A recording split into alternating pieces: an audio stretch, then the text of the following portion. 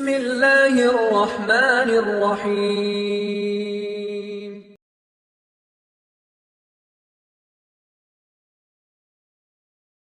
நீ யாரோடு பழகுகிறாயோ அவர்தான் நீ. அல்லாஹ்வுடைய தூதர் ஸல்லல்லாஹு அலைஹி வஸல்லம் அவர்கள் மேலும் சொன்னார்கள், ஒரு நல்ல நட்பிற்கும் தீய நட்பிற்கும் உள்ள உதாரணம் என்னவென்றால், கமஸலி சாஹிபில் மிஸ்கி வகீரில் ஹத்தாத். மிஸ்கை நறுமணத்தை விற்பனை செய்பவனுக்கும் இரும்பு பட்டறையில் வேலை செய்பவனுக்கும் உதாரணத்தை போன்றுதான்.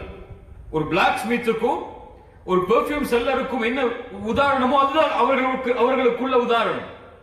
எப்படி? ஒரு நறுமணத்தை விற்பவன் என்ன செய்வான்? அவரோடு ஒருவர் உட்கார்ந்து சென்றால் ஒன்று அந்த நறுமணம் அவனுக்கு வீசும். அந்த கடைக்கு உள்ள போயிட்டு வந்தாலே என்ன வீசும்? நம் மீது நறுமணம் வீசும். அல்லது விற்பவர் அதை விற்பனைக்காக எம்மிடத்திலே விற்பார், அல்லது அந்த நறுமணமாவது அவரிடத்தில் இருந்து எம்மிடத்திலே வந்து செல்லும். இது நல்ல நட்பிற்கு உதாரணம். நல்ல நண்பனோடு சேருபவன் அவனிடத்திலே நல்ல பழக்கங்களை கற்றுக்கொள்ளாவிட்டாலும் அவனிடத்திலே இருக்கக்கூடிய இயற்கையான பழக்கம் என்னிடத்திலே அப்படியே வரும். அதுபோல்தான் தீய நட்பிற்குரிய உதாரணம் வக்கீரில் ஹத்தாத், இரும்பு பட்டறையில் இருப்பவனை போன்று. அவனிடத்திலே சென்றால் ஒன்று அவனிடத்திலிருந்து வெளிவரக்கூடிய தீக்கதிர்கள் அவனுடைய உடம்பை தாக்கும், அவனுடைய ஆடையை தாக்கும். இல்லை என்றால் அவனிடத்திலே இருக்கக்கூடிய அந்த தீய மனம் அவனிடத்திலே ஒட்டிக்கொள். உள்ள போயிட்டு வெளியே வந்தா இரும்பு பட்டறையில் என்ன வாசம் வருமோ அது அவனிடத்திலே இருக்கும், அல்லது அந்த தீ கதிர்களாவது அவன் செய்யும் பொழுது அவனை தாக்கும். இது தீய நட்பிற்கு உதாரணம். எப்படி?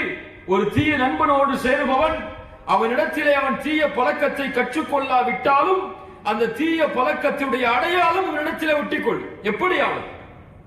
உதாரணத்திற்கு நாம் புரிய வைப்பதற்காக சொல்ல வேண்டும் என்றால், அல்லாஹுடைய தீனை கண்ணியமோடு நினைப்பவர்களோடு பழகினால் அல்லாஹுடைய தீனை கண்ணியமோடு பார்ப்போம். அல்லாஹுடைய தீனை இந்த காலத்தில் பின்பற்ற முடியுமா? இதுவெல்லாம் இன்னைக்கு சாத்தியமா நினைக்கக்கூடியவங்கள்ட்ட பழகினா நாமும் நினைப்போம் இதுவெல்லாம் இந்த காலத்தில் சாத்தியமான்னு சொல்லி. இன்னும் சொல்லவா, கண்ணியமான முறையில் அல்லாஹுடைய தூதர் ஸல்லல்லாஹு அலைஹி வஸல்லம் அவர்கள் அனுமதித்த, அவர்கள் வலியுறுத்திய, கடமையாக்கிய தாடி வளர்க்கக்கூடிய நண்பர்களோடு இணைந்து சேர்ந்தால் என்ன பழக்கம் வரும்? எமக்கும் தாடியை வளர்ப்பது எம் ஆணின் அடையாளம் என்ற ஒரு சிந்தனை வரும். தாடியை மழிக்கக்கூடிய நண்பர்களோடு பழக்கம் கொண்டால், இவர் தாடி வைத்திருந்தால் அவர் உள்ளத்தில் என்றைக்காவது தோணும், இவர்களை போன்று எப்போது என் முகம் மாறும் என்று. அல்லாஹுடைய தூதர் ஸல்லல்லாஹு அலைஹி வஸல்லம் அவர்கள் கூறிய இந்த ஹதீஸ் அத்துணை பாடங்களை, படிப்பினைகளை நமக்கு தரக்கூடியது. நட்புதான் இந்த உலகத்தில் ஒரு மனிதனை தீய பாதையிலும் நல்ல பாதையிலும் எடுத்து செல்லும். பெற்றோர்கள் அவனோடு எல்லா நேரமும் இருக்க முடியாது, ஆசிரியர்கள் எல்லா நேரமும் இருக்க முடியாது, உறவினர்கள் எல்லா நேரத்திலும் இன்பத்திலும் துன்பத்திலும் பங்கு கொள்ள முடியாது. ஆனால் இந்த உலகத்தில் ஒரு மனிதன் தன் இன்பம், துன்பம், கஷ்டம் எல்லாவற்றையும் ஒருவரோடு பகிர்ந்து கொள்வான் என்றால் எந்த தயக்கமும் இல்லாமல், கூச்சமும் இல்லாமல், யாரோடுதான்? தன்னோடு இருக்கக்கூடிய அந்த நண்பனோடு தான். அதனால அல்லாஹ்வுடைய தூதர் ஸல்லல்லாஹு அலைஹி வஸல்லம் வலியுறுத்தி சொன்னார்கள், ஃபல்யன்துர் அஹதுக்கும் மை யுகாலில். நீ யாரோடு நட்பை வைத்துக் கொள்கிறாய் என்று பார்த்துக்கொள். நீ தீய நண்பர்களோடு இணைந்தால் தீய பழக்கம் தான் உன்னிடத்திலே வரும். நல்ல நண்பர்களோடு இணைந்தால் நல்ல பழக்கம் தான் உன்னிடத்திலே வரும். நீ யாரோடு இருக்கிறாயோ, எந்த சூழலில் வளர்கிறாயோ அந்த சூழல் தான் நீ உன் வாழ்க்கையில் அமைத்துக் கொள்ளக்கூடிய சூழலாக அமையும். ஒரு ரூம்ல தங்கி இருக்கீங்க, காலையில 5 பேர் இருக்கீங்க அந்த ரூம்ல. காலையில ஃபஜ்ருக்கு அதான் சொல்லப்படுது. அந்த 5 பேர்ல 4 பேர் ஃபஜ்ருக்கு போகக்கூடியவங்களா இருந்தால் அந்த ஒருவரும் இயற்கையாவது என்றைக்காவது ஃபஜ்ருக்கு போயிடுவார். அப்படியா இல்லையா? ஆனால் இருக்கக்கூடிய 4 பேருடைய காதிலும் ஷைத்தான் சிறில் கழித்துக் கொண்டிருந்தால் ஃபஜ்ருக்கு போகாம தூங்கினா என்ன ஆகும்? ஷைத்தான் என்ன செய்வான்? காதில் சிறுநீரை கழிப்பான். ரசூலுல்லாஹி ஸல்லல்லாஹு அலைஹி வஸல்லம் சொன்னார்கள், முனாஃபிக்கின் அடையாளம். யாரின் அடையாளம்? முனாஃபிக், நயவஞ்சகரின் அடையாளம். இந்த ரூம்ல போய் அப்படி காலைல ஃபஜ்ருக்கு பாருங்க தெரிஞ்சிடும். ரசூலுல்லாஹி ஸல்லல்லாஹு அலைஹி வஸல்லம் கூறியது. சுப்ஹானல்லாஹ். இப்படிப்பட்ட நண்பர்களோடு பழக்கம் வைத்திருப்பவன் ஃபஜ்ரை ஒரு காலம் தூங்க மாட்டான். அப்படியா இல்லையா? உண்மையா இல்லையா? ரசூலுல்லாஹி ஸல்லல்லாஹு அலைஹி வஸல்லம் அதைத்தான் சொன்னார்கள். அல்லாஹ்வுடைய தூதர் ஸல்லல்லாஹு அலைஹி வஸல்லம் மிகவும் நேசித்த ஒருவர். அல்லாஹ்வுடைய தூதர் இவர் நேர வழி வருவதற்காக அதிகம் அதிகம் அல்லாஹ்விடத்திலே ஆசை வைத்தார்கள். யார் அவர்கள்? ரசூலுல்லாஹை வளர்த்த அவருடைய சாட்சி அபூ தாலிப். அபூ தாலிபை நேர வழியிலிருந்து தடுத்தது எது தெரியுமா? எது? தீய நட்பு தான். ரசூலுல்லாஹி ஸல்லல்லாஹு அலைஹி வஸல்லம் அபூ தாலிப் மரணமாக கூடிய சபைக்கு செல்கிறார்கள். சுற்றி அபூ ஜஹல் இருக்கிறார், அபூ தாலிபுடைய நண்பர். அப்துல்லா இப்னு உமையா அவர் நிற்கிறார், அபூ தாலிபுடைய நண்பர். ரசூலுல்லாஹி ஸல்லல்லாஹு அலைஹி வஸல்லம் அபூ தாலிபை பார்த்து சொன்னார்கள், என் தந்தையே, நீங்கள் லா இலாஹ இல்லல்லாஹ் என்ற வார்த்தையை சொல்லுங்கள். இந்த வார்த்தையை கொண்டு அல்லாஹ்விடத்திலே உங்களுக்கு நான் பரிந்து பேசுகிறேன். இந்த ஒரு வார்த்தை போதும், அல்லாஹ்விடத்திலே உங்களுக்காக நான் பரிந்து பேசுவேன். அப்போது அருகில் இருந்த அபூ தாலிப், அவர்களுக்கு அருகில் இருந்த அபூ ஜஹல், அப்துல்லா இப்னு உமையா அபூ தாலிபை பார்த்து சொன்னார்கள், தர்கபு அன் மில்லத்தி அப்துல் முத்தலிப், அப்துல் முத்தலிபுடைய மார்க்கத்தை விட்டா விலகப் போகிறாய் அபூ தாலிபே? யாருடைய மார்க்கத்தை விட்டு விலகப் போகிறாய்? முஹம்மதிற்காக ஸல்லல்லாஹு அலைஹி வஸல்லம்.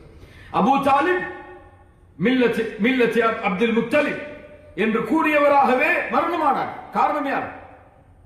அல்லாஹ் ரப்புல் ஆலமீன் அவருக்கு ஹிதாயத்தை நாடவில்லை. ஆனால் முக்கியமான காரணம் யார்? அருகில் சுற்றி இருந்தவர்கள், அவருடைய நண்பர்கள். ஒரு நண்பனுடைய துணிவு, அந்த ஏவல் நேர்வழியை விட்டே ஒருவரை தடுத்துவிடும். அல்லாஹ் ரப்புல் ஆலமீன் புரியக்கூடிய ஆற்றலை தருவானாக. நல்ல நட்போடு, நல்ல நண்பர்களோடு, அல்லது நல்ல நண்பர்கள் இருக்கக்கூடிய சபையோடு, அந்த அறையோடு எம்மை ஆக்கிக் கொண்டால் அல்லாஹ்வுடைய மார்க்கம் எமக்கு கொடுக்கக்கூடிய சிறப்புகள் தெரியுமா? ஒரு அழகான ஹதீஸ், பலர் கேட்டிருக்கலாம், பலர் கேள்விப்படாமல் இருக்கலாம். ரசூலுல்லாஹி ஸல்லல்லாஹு அலைஹி வஸல்லம் அவர்கள் சொன்னார்கள், இந்த பூமியில் மலக்குமார்கள் உண்டு. எல்லா தெருக்களிலும் அவர்கள் உலா வருவார்கள். எங்கேயாவது அல்லாஹ்வை பற்றி பேசக்கூடிய சபை இருக்கிறதா என்று பார்ப்பதற்காக. யாரை பற்றி? யாரை பற்றி? அங்கெல்லாம் ரொம்ப இருட்டா இருக்கு, தூங்க கூடாது. யாரை பற்றி? அல்லாஹ்வை பற்றி பேசக்கூடிய சபை இருக்கிறதா என்று தேடுவார்கள். இன்ஷா அல்லாஹ், அல்லாஹ் அந்த சபையாக இதை ஆக்கட்டும். மலக்குமார்கள் இந்த சபைகளை கண்டால் வெகு தூரத்தில் இருக்கக்கூடிய மலக்குகளை அழைப்பார்கள், வாருங்கள் வாருங்கள், இங்கே அல்லாஹ்வை பற்றி பேசுகிறார்கள் என்று. அந்த மலக்குகள் என்ன செய்வார்கள்? ரெக்கைகளால் அவர்களை சூழ்ந்து கொள்வார்கள். அது பார்க்க முடியாது நம்மளால. இன்ஷா அல்லாஹ் அந்த இடத்தில் இது இருக்கும். ரெக்கைகளால் அவர்களை சூழ்ந்து கொள்வார்கள். அப்படி சூழ்ந்து கொள்ளக்கூடிய மலக்குகளை பார்த்து அல்லாஹ் ரப்புல் ஆலமீன் அவர்களிடத்திலே பேசுவார். மா யகூலு இபாதி, என் தோழர்களே, என் மலக்குகளே, என் அடியார்கள் என்ன சொல்லுகிறார்கள்? அந்த மலக்குகள் பதிலளிப்பார்கள், யா அல்லாஹ், இவர்கள் உன்னை தஸ்பீஹ் செய்கிறார்கள், உன்னை புகழ்கிறார்கள், உன்னை மகத்துவப்படுத்துகிறார்கள், யா அல்லாஹ். அப்போது அல்லாஹ் ரப்புல் ஆலமீன் அந்த மலக்குகளை பார்த்து கேட்பான், ஹல் ரஅவுனி, அவர்கள் என்னை பார்த்ததுண்டா? மலக்குகள் என்ன சொல்லுவார்கள்? என்ன சொல்லுவார்கள்? அல்லாஹ்வை பார்த்திருக்கிறோமா? இல்லையா அல்லாஹ், அவர்கள் உன்னை பார்த்ததில்லை. அல்லாஹ் கேட்பான், அவர்கள் என்னை பார்த்தால்? அப்போது மலக்குகள் சொல்லுவார்கள், யா அல்லாஹ், அவர்கள் உன்னை பார்த்து விட்டால் இப்போது உன்னை புகழ்வதை விட, இப்போது உன்னை மகத்துவப்படுத்துவதை விட, இப்போது உன் கண்ணியத்தை பற்றி பேசுவதை விட அதிகமாக அதில் ஈடுபடுவார்கள். உண்மையா இல்லையா? அல்லாஹ் ரப்புல் ஆலமீன் மறுபடியும் கேட்பான், எதை என்னிடத்திலே கேட்கிறார்கள்? எதற்காக வந்து அமர்ந்திருக்கிறார்கள்? எதற்காக? எது நமக்கு வேணும் இந்த சபை மூலமா? எது வேணும்? அல் ஜன்னா, சொர்க்கம். அதற்குத்தானே வந்திருக்கிறோம். அதற்குத்தானே இந்த நல்ல அமலில் ஈடுபட்டு இருக்கிறோம். நரகத்துக்கு போனா பக்கத்தில் இருக்கக்கூடியதுக்கு போயிருக்கலாம். எதுக்கு இங்க வந்து உட்கார்ந்திருக்கோம்? சொர்க்கத்திற்காக. மலக்குகள் சொல்லுவார்கள், யா அல்லாஹ், இவர்கள் சொர்க்கத்தை கேட்கிறார்கள். அல்லாஹ் கேட்பான், அவர்கள் சொர்க்கத்தை பார்த்ததுண்டா? பார்த்திருக்கிறோமா? மலக்குகள் சொல்வார்கள், அல்லாஹ் அவர்கள் சொர்க்கத்தை பார்த்ததில்லை. அல்லாஹ் கேட்பான், அப்படி பார்த்தால் யா அல்லாஹ் அது கிடைக்க வேண்டும் என்ற ஆசையில் அதிகம் அதை தேடுவார்கள். யா அல்லாஹ், உண்மையா இல்லையா? அல்லாஹ் ரப்புல் ஆலமீன் கேட்பான், எதிலிருந்து பாதுகாப்பை தேடுகிறார்கள்? எதிலிருந்து பாதுகாப்பை தேடுகிறோம்? நரகம். அல்லாஹ் கேட்பான், அந்த நரகத்தை அவர்கள் பார்த்ததுண்டா? இல்லையா அல்லாஹ், பார்த்ததில்லை. அப்படி பார்த்தால் மலக்குகள் சொல்லுவார்கள், யா அல்லாஹ் அப்படி அதை பற்றி அவர்கள் கேள்விப்பட்டு அதை பார்த்தால் அதிகம் அதை அஞ்சி அதிலிருந்து விலகுவதற்குரிய காரியத்தை செய்வார்கள். அல்லாஹ் ரப்புல் ஆலமீன் இந்த உரையாடலுக்கு பிறகு அந்த மலக்குகளிடத்தில் ஒரு வார்த்தை சொல்லுவான், ஃபஉஷ்ஹிதுக்கும் அன்னி கத் கஃபர்து லஹும். நான் மலக்குகளை உங்களை சாட்சியாக வைத்து சொல்கிறேன், அவர்கள் எல்லோர்களையும் நான் மன்னித்து விட்டேன். அவர்கள் எல்லோர்களையும் நான், அவர்கள் என்ன பாவம் செய்தார்கள், என்ன குற்றம் செய்தார்கள், எதிலிருந்து பாவ மன்னிப்பை தேடினார்கள், அதுவெல்லாம் எனக்கு முக்கியமில்லை.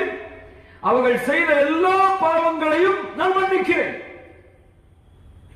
அப்போது அங்கு இருக்கக்கூடிய ஒரு மலக்கு ஒருவர் சொல்லுவார், யா அல்லாஹ் அதில் ஒருவன் இருக்கிறான், அவன் இங்கே வர வேண்டும் என்பதற்காக வரவில்லை. அவங்க வந்ததன் நோக்கம் சொர்க்கத்தை அடைய வேண்டும் என்பதோ, நரகத்திலிருந்து பாதுகாப்பை தேட வேண்டும் என்பதோ, உன்னை பற்றி தெரிந்து கொள்ள வேண்டும் என்பதோ இல்லை. வற்புறுத்தினார்கள் வந்து விட்டான்.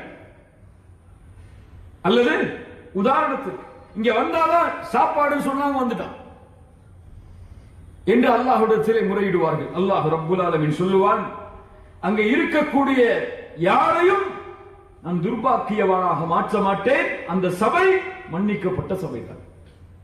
என்ன அர்த்தம்?